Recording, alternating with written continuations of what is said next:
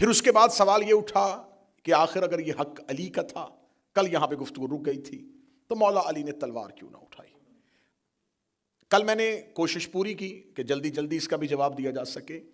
علی زمین پر اللہ کا نمائندہ ہے، اور خدا زبردستی توحید نہیں منواتا۔ خدا کائنات کا خالق ہے، کائنات کا مالک ہے، عذاب بھی وہ بھیج سکتا ہے، زمین کو حکم دے اور وہ انسانیت کو نگل لے، لیکن اسے جس نے نہیں مانا اس نے زبردستی اس سے اپنا آپ نہیں منوایا۔ اللہ زمین پہ حکم نافذ کر دیتا کہ جو لا الہ الا اللہ کہے اسے چلنے دے، جو میری توحید کا انکار کرے نکل جا۔ آسمان سے کہے بارش اس گھر میں برسانا جہاں میرا قرآن پڑھا جاتا ہو،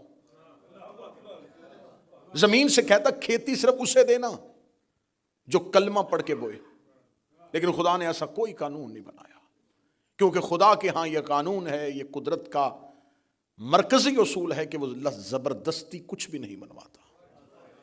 رسول اللہ نے پوری طاقت ہونے کے باوجود مکہ میں زبردستی محمد رسول اللہ نہیں منوایا۔ انگلی کے اشارے سے چاند زمین پہ بلایا، لیکن کوڑا پھینکنے والی کو چھت سے نہیں گرایا۔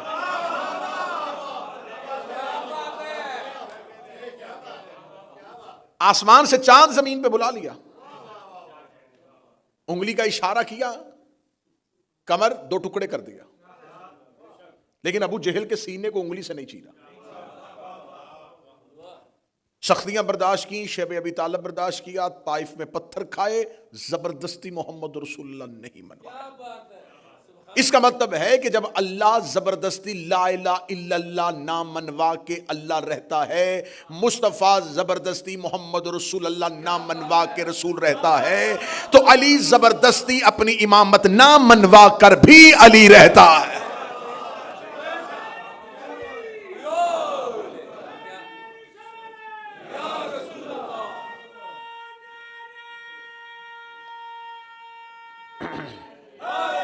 یا علی متوجہ ہے بات کی جانب؟ مولا علی نے زبردستی اپنا آپ نہیں منوایا۔